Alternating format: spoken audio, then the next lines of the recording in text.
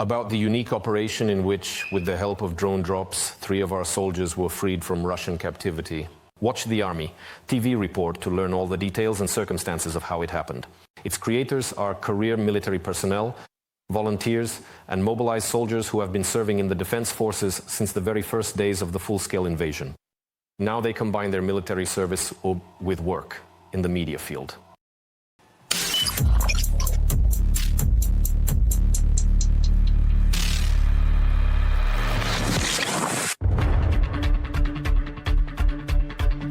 I thought that they had, well, been shot.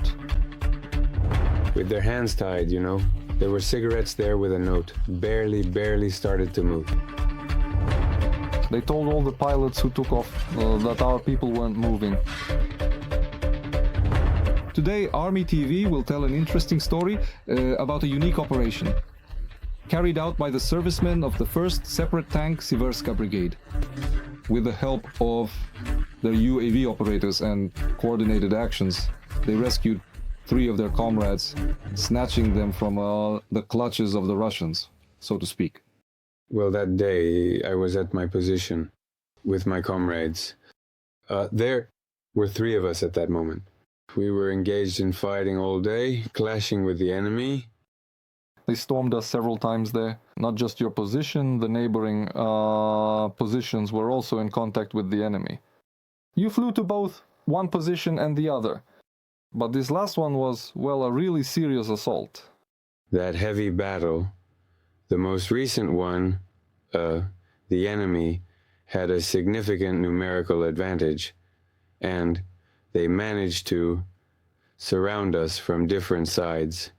I heard that about 5 occupiers were already leading 3 of our comrades. So I made the decision to send the drone out for a reconnaissance.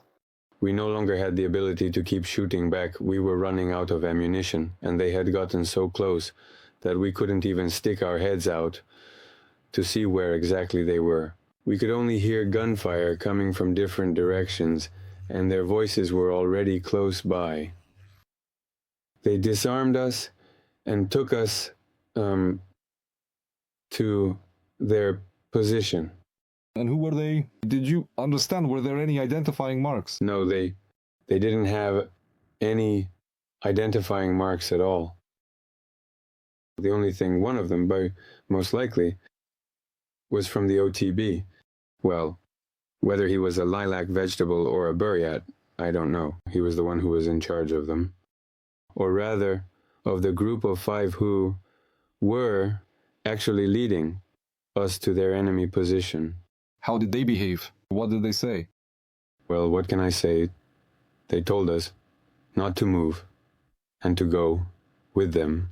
And every time, well, they kept threatening us, saying they'd shoot us any moment. When we saw them, I told the drone operator to keep them under observation, not to lose sight of them, and gave the command to the Sapsan operator to take off and drop the payload. Our task was to rescue our comrades. So when the Sapsan took off, it came back and said, but those are our guys there. I said, work carefully so you don't hit them. The sorties are intense. You have to work precisely, with perfect accuracy. And when you realize that our guys are nearby, you understand that you could cause harm. We told all the pilots who took off that our guys aren't moving. Our guys aren't moving, but then they start moving. We mostly worked on moving targets. On moving targets, right. It's really hard to hit moving targets, especially when they're running through the forest, hiding under the trees. You start trying to figure out, to calculate when and where to drop it, at which exact point to drop it. And you can actually see these drops. Our guys are right nearby, right next to it. Whoa. So how close was it? 6 meters, 5. That's about right, yes.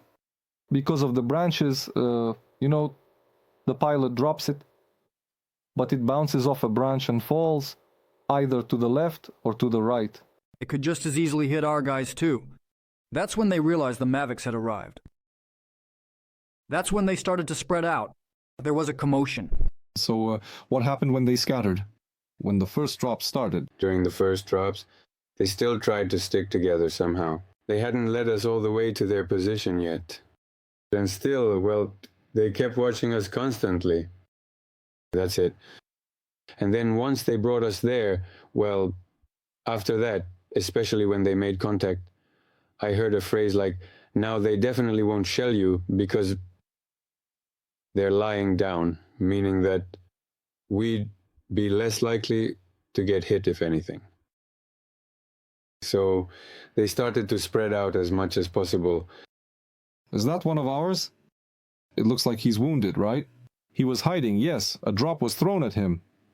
And I still can't remember whether the grenade bounced off his head or off some branch. But it landed nearby. And he was kind of shell-shocked, or maybe got hit by some shrapnel. And he was already hiding under this tree, while the guys were lying there the whole time. And, well, to be honest, I thought they had been shot. Later, when we had, as they say, cleared the area, we were conducting a follow-up reconnaissance, and the pilot asked me, "Are our guys alive?" "Well, they're alive." I said, well, I don't know, probably not. But he said, "They're moving." As soon as we realized that most likely they weren't nearby, the first thing we noticed was that their hands were tied, and there was a cigarette barely starting to move. So maybe that's how they saw that they were moving.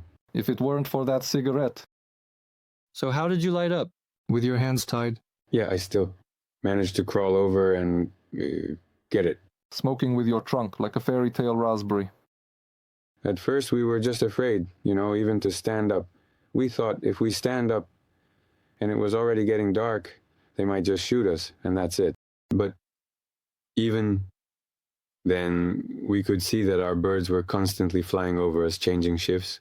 We understood that they were ours, so we just lay there, kept lying there, thinking about what to do next.